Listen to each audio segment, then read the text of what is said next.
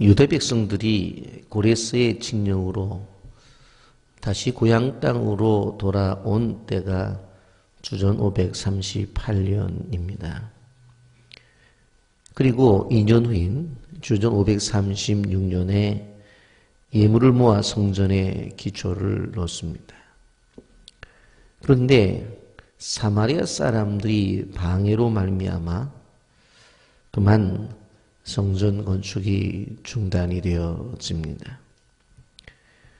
왜냐하면 이들은 하나님도 섬기지만 이방 신도 섬기는 종교 혼합주의자들이었기 때문에 성전 건축을 하는데 그들의 동참을 허락할 수가 없었습니다. 그들이 그런 일이 있은 다음 방해가 시작이 되었고 그로 말미암아 약 16년 동안의 성전 건축이 중단이 되어집니다.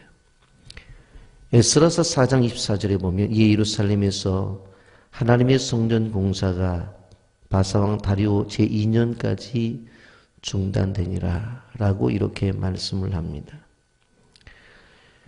페르시아가 이제 바벨론 나라를 무너뜨리고 소위 말하는 메데파사라고 하는 나라가 세워지면서 첫 왕이 고레스 왕이었는데 몇 명의 왕이 지난 다음에 다리우스라고 하는 우리가 잘 아는 다리오 왕이 이제 왕이 되었습니다. 주전 521년에 즉위했기 때문에 다리오 왕 제2년이라고 하는 것은 주전 520년을 의미하는데 이제 주전 536년에 성전 건축이 중단이 되어서 16년이 흘러 주전 520년이 되었다고 하는 이야기입니다. 그렇다고 한다면 이 16년 동안 이스라엘의 상태는 어떠했느냐라고 하는 것입니다.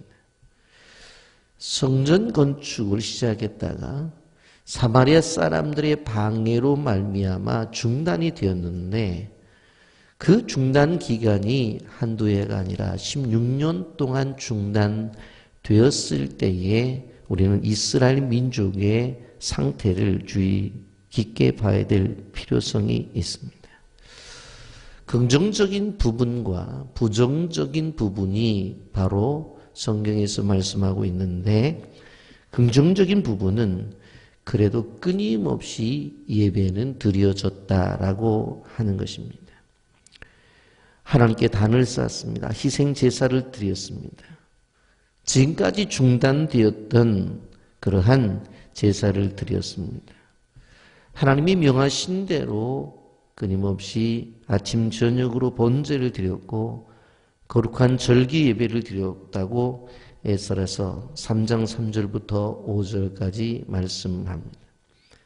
3장 3절부터 5절까지 보면 무리가 모든 나라 백성을 두려워하여 제단을 그 터 위에 세우고 그 위에 아침 저녁으로 여호와께 번제를 드리며 기록된 대로 초막절을 지켜 번제를 매일 정수대로 날마다 드리고 그 외에는 항상 드리는 번제와 초하루와 여호와의 모든 거룩한 절기 번제와 사람이 여호와께 기쁘게 드리는 예물을 드리되라고 말씀했습니다.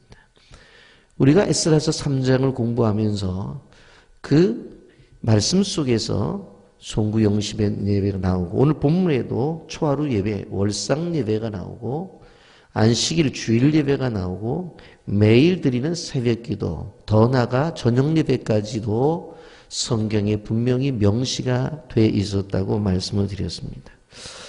여러분 이분들이 어떤 분들이에요?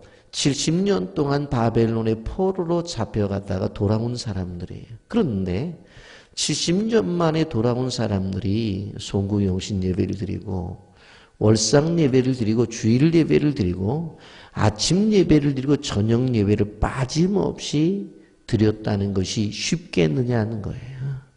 쉬운 게 아니에요. 그럼에도 불구하고 철저하게 이들에게는 예배 중심의 삶이 있었다라고 하는 것입니다. 여러분, 이들이 어떤 사람들이었어요? 고레스 왕이 감동을 입어서 너희들은 돌아가서 성전을 건축하라고 했을 때에 200만 명 중에서 한 5만 명 정도가 하나님의 감동을 입어서 일어서서 가자. 우리가 해야 될 일은 이 땅에서 잘 먹고 잘 사는 것이 아니라 바로 하나님이 약속한 가나안에 가서 우리가 하나님의 전을 짓는 것이다 라고 떠났던 사람들이에요. 그런데 이렇게 떠났음에도 불구하고 어려움이 찾아오니까 하나님의 요구하심을 그대로 순종하지 못하는 모습이 보였다라고 하는 것입니다.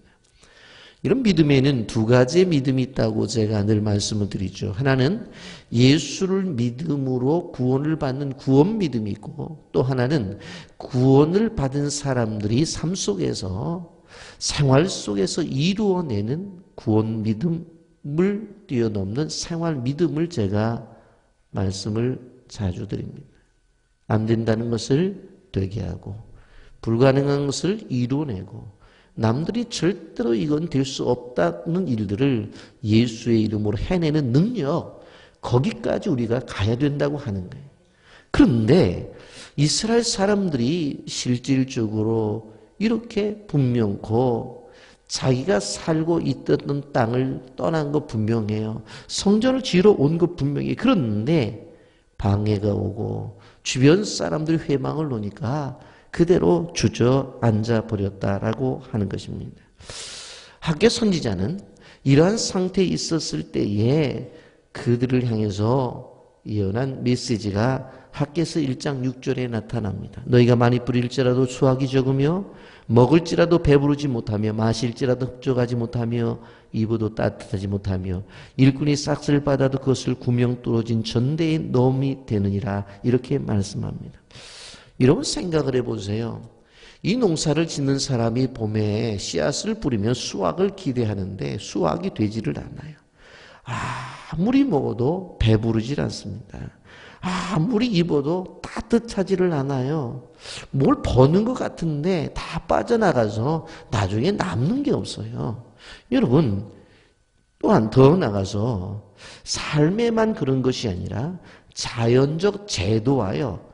학개서 1장 10절부터 11절에 보면 그러므로 너희로 말미암아 하늘은 이슬을 그쳤고 땅은 산물을 그쳤으며 내가 이 땅과 산과 곡식과 새 포도주와 기름의 땅의 모든 소산과 사람과 가축과 손으로 수고하는 모든 일에 한죄를 들게 하였느니라. 생활 속에서 가정에만 어려움이 찾아오는 것이 아니라 자연적인 어려움도 찾아오는 거예요. 하늘에 비가 와야 농산물을 심으면 싹이 나잖아요. 그런데 비가 오지를 않아요. 이 산과 저 산의 새 포도주와 기름과 땅의 소산과 이러한 것들에 한재가 왔다는 거예요. 가뭄이 왔다는 거예요. 흉년이 들 것을 예고하고 있습니다. 여러분, 그리고 또한 자연적인 재앙까지 와요. 학개서 2장 15절부터 17절까지 보면 이제 원하건대 너희는 오늘부터 이전 곧 여호와의 전에 돌이 돌 위에 놓이지 아니했던 때를 기억하라. 그때에는 20고루 곡식더미에 이른즉 10고루 뿐이었고 포도주 틀에 50고루 기르러 이른즉 20고루 뿐이었느니라. 만군의 여호와가 이르노라.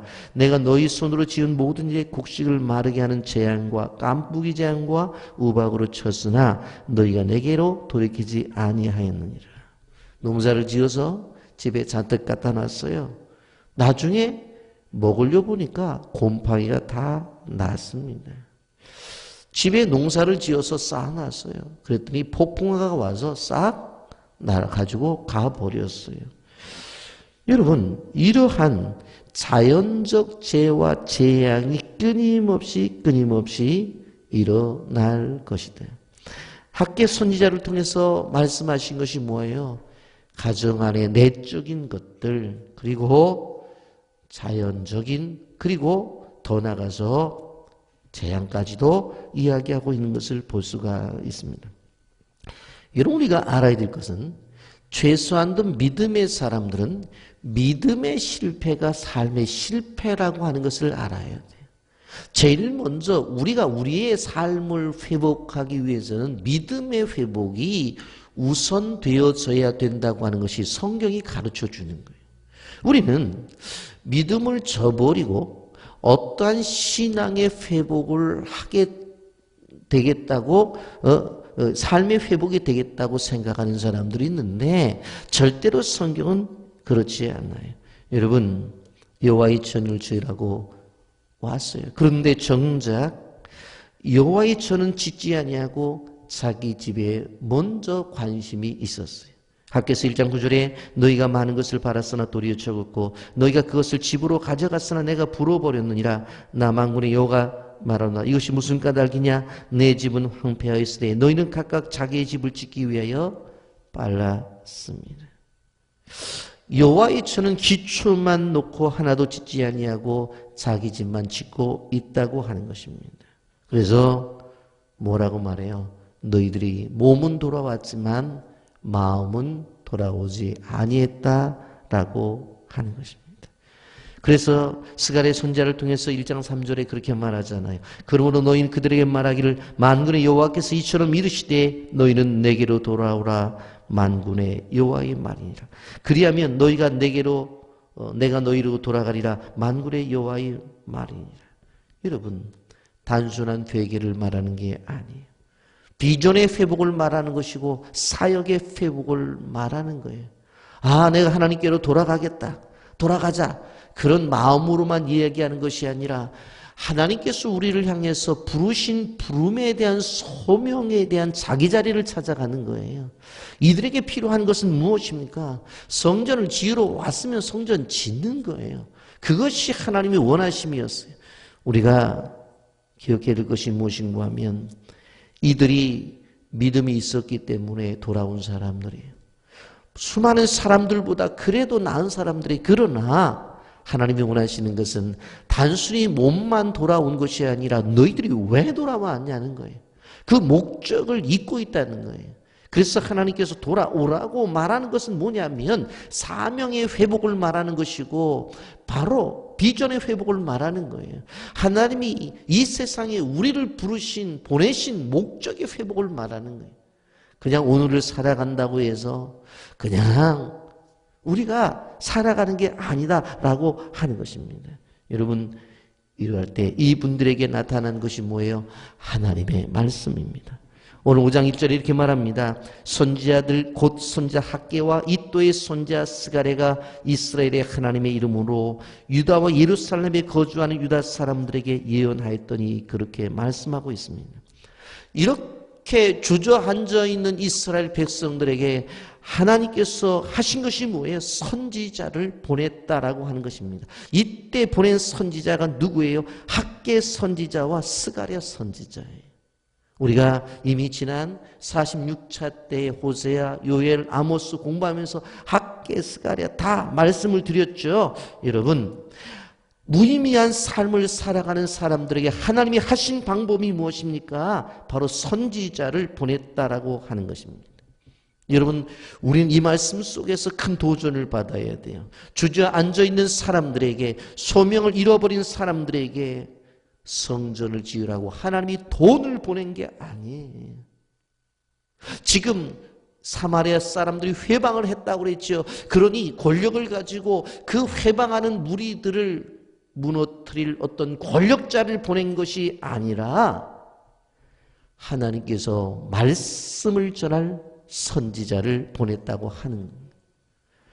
그러게 하나님의 역사를 이룸에 있어서 가장 중요한 것은 하나님의 말씀의 회복이에요. 하나님의 말씀의 증거예요. 그리고 말씀을 들을 때 아멘으로 받아들이는 거예요. 여러분, 하나님의 백성이 아니었다면 환경을 따졌을 거예요. 우리가 하나님 생각해 보시라고 안 하려고 했냐고.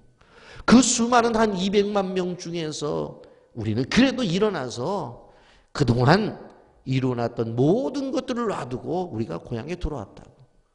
우리가 시작 안 했냐고 했는데 사마리아 사람들이 저렇게 방해를 해서 못했던 거지 왜 우리가 안 하려고 했냐고. 충분히 핑계거리가 있을 수 있었어요.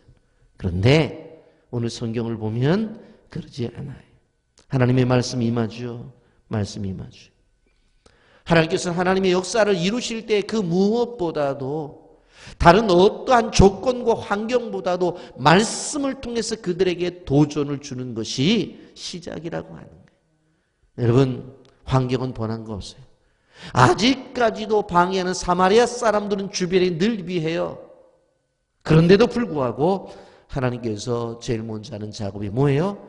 선지자를 보내셔서 말씀을 주셨다라고 하는 것입니다. 여러분, 잘 살고 있는 이스라엘 백성들에게 어느 날 천천병력과 같은 말씀이 주어져요. 성전을 다시 건축하라고 하는 것입니다. 여러분, 그 말씀을 따른다고 하는 것은 매우 어려운 일이었어요. 여러분, 지금 이스라엘 백성들이 16년 동안 방해꾼들에 의해서 중단되어 있었어요. 그 상황을 뻔히 알고 있어요. 어떻게 다시 시작할 수가 있습니까? 아무리 생각해봐도 이것은 불가능한 일이었어요. 그런데 그들은 하나님의 말씀을 들었고 그들은 하나님의 말씀에 순종하려는 자세가 있었다고 하는 것입니다. 에스라서 5장 2절 오늘 본문 보세요. 이에 스알디엘의 아들 스룹바벨과 요사닥의 아들 예수아가 일어나 예루살렘에 있던 하나님의 성전을 다시 건축하기 시작하매 하나님의 선지자들이 함께 있어 그들을 돕더니. 시작하니까 돕는 사람이 있는 거예요. 우리는 뭐라고 생각해요? 도와줄 사람이 없어서 못한다는 거예요. 그런데 성경은 뭐라고 말해요? 시작하니까 도와주는 거예요. 돈이 없어서 못한대요. 그런데 시작하니까 돈이 들어오는 거예요. 사람이 없어서 못한대요. 그런데 시작하니까 사람들이 함께 하는 거예요. 여러분, 우리가 정말 어제 주일 설교 시간에도 제가 말씀드렸잖아요. 내일 저녁이면 장학생들도 들어오는데 올해 봄에 포기했다고요. 안 되는 거예요. 근데 하나님께서 제가 여름을 지나면서 올해 필리핀에 계엄령도 선포가 되고 그래서 우리가 비전 캠프를 못 갔잖아요. 매년 우리가 가서 그 지역에 가서 비전 캠프를 통해서 함께 하나님의 은혜를 받았는데 이번에 못 갔잖아요. 그러면 못 가면 오기라도 해야 될까? 아닌가? 순간적으로 그 생각이 드는 거예요. 단순한 생각이잖아요. 근데 뭐 우리가 안 하려고 했나? 하려는데 뭐 대상원에서 비자 안 내준다는데 그거 어떡할 거예요? 근데 제 마음속에 다시 한번 시작해보자 하고 기도하면서 시작한 거예요. 그랬더니 되잖아요. 시작하니까. 우리가 일을 시작하면 돈을 주시고 일을 시작하면 사람을 도와주시고 하는 거예요. 여러분, 제가 일을 진행하면서 어제 시간이 없어서 얘기를 다 못했는데 제가 가르쳤던 제자 목사님 가운데서 상의를 하면서 제가 이 고민을 얘기했더니 저한테 그런 얘기를 해요. 목사님, 대상안에서 예수 믿는 사람 많습니다. 중요한 얘기예요. 25년 동안의 사역 일지를 붙였을 때에 하나님께서 심사위원들 가운데서 집사님이 없었겠어요? 권사님이 없었겠어요? 분명코 그 가운데 예수 믿는 사람이 있었겠어요? 없었겠어요? 이 교회는 초청장을 낸 한국의 인천의 빛의 교회는 통장에 복사본이 없어도 이 교회는 해줘야 된다, 안 해줘야 된다? 해줘야 된다는 거예요. 누군지는 몰라요. 어떻게 된 일은 몰라, 그 안에서. 그러나 저는 분명히 하나님의 손길이 닿았다고 저는 믿어요. 그래서 된 것이지 이게 뭐 하나님이 안 하시고 될 일이냔 말이에요. 순종은 여건이 되었을 때 하는 게 아니에요. 그 순종이 아니에요. 누구나 다 해요.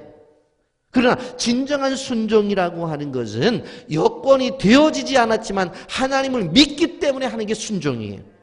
순종이라는 것은 나는 할 수 없는 형편이에요. 그런데도 하나님을 믿기 때문에 내가 한 걸음 나가는 게 순종이에요. 이것이 진정한 순종이에요.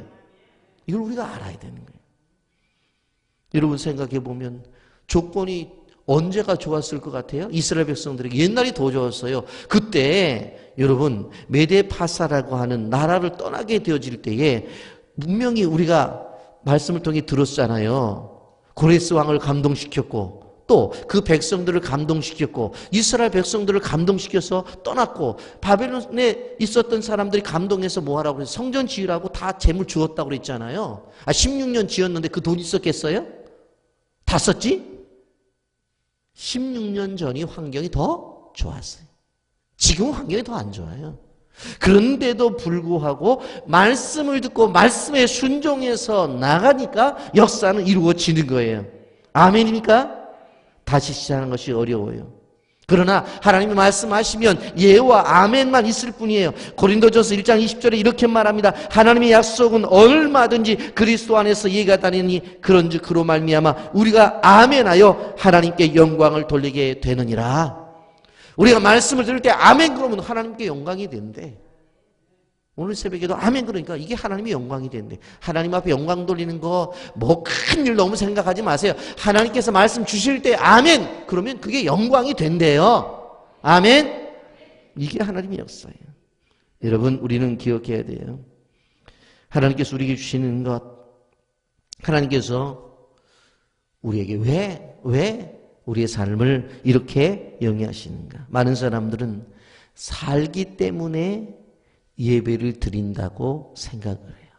그런데 우리는 그런 게 아니에요. 예배하기 위해서 사는 거예요. 어떤 사람들은 내가 살아있으니까 하나님의 일을 한다고 말을 해요. 그러나 살기 위해서 우리가 하나님의 일을 하는 존재가 돼요. 우리가 기억해야 돼요. 작은 것부터 실천하시기를 바랍니다. 하나님의 말씀 앞에 순종하십시오. 순종하면 시작할 수 있습니다. 시작하면 이룰 수가 있습니다. 그렇기 때문에 어떠한 일이든지 내 마음속에 예수 그리스도가 살아계신 하나님의 사람이라면 그 어떠한 일도 도전하고 나가는 거예요. 그것을 이룰 때까지 우리가 무너지지만 않는다고 한다면 하나님의 역사는 여러분의 삶을 통해서 이루어 내실 것입니다. 기도하겠습니다.